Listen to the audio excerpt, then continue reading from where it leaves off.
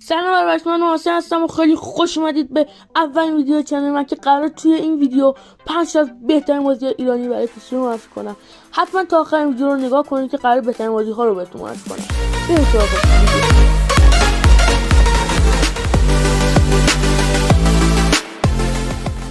خب برعکس بازی اول این لیست بازی داستان بیستون. بازی داستان بیستون راجع مردی کوشکنه که در جای عجیب و غریب از خواب پا میشه. این مرد همه چیز رو یادش رفته، یعنی نمیدونه چند بار کرده. باید در مکان عجیب که توسط نیروهای اهریمنی تصرف شده باید دنبال خاطرات و هویت و اینکه چند تا زن داشته و موشه شده سوراخ کی کرده بگرد. واقعا بازی خوبیه، پیشنهادتون میکنم حتما این بازی جذاب رو بازی کنید.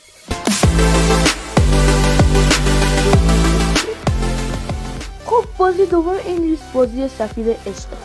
شما در این بازی شخصیت کسی به نام مهران رو دارید که موقع حضور حضرت موسی عقیل در کوفه حضور دارید. در واقعا بازی خوبیه، پیشنهادتون میکنم حتما این بازی جذاب رو هم بازی کنید.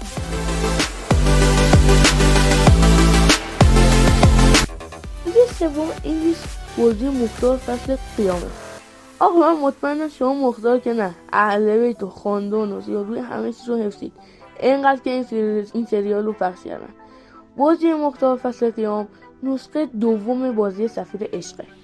شما در این بازی شخصیت خود مختار رو در دست دارید و داستان این بازی رو از جایی که مختار در زندان ابن زیاد هست دنبال میکنید که شما انتقام واقعی آشورا رو میگیرید و قیام میکنید.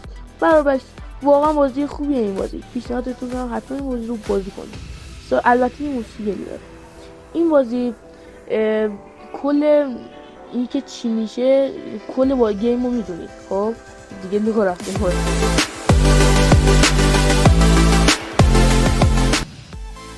بازی چهارم این لیست بازی ارتش‌های فرازمینی. شما در بازی ارتش‌های فرازمینی ارتشی از موجودات فرازمینی رو انتخاب میکنید و با دشمناتون میجنگید.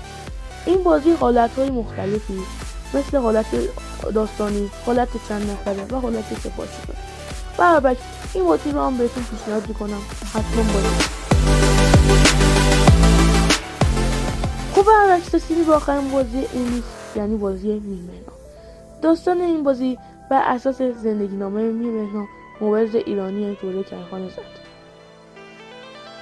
خب برعکس رسیدیم به آخر این ویدیو. حتما چنلم رو سابسکرایب کنید، ویدیو رو لایک کنید و زنگوله رو حتما روشن کنید تا که هر وقت ویدیو گذاشتم از ویدیوهای جدید من با خبر بشید.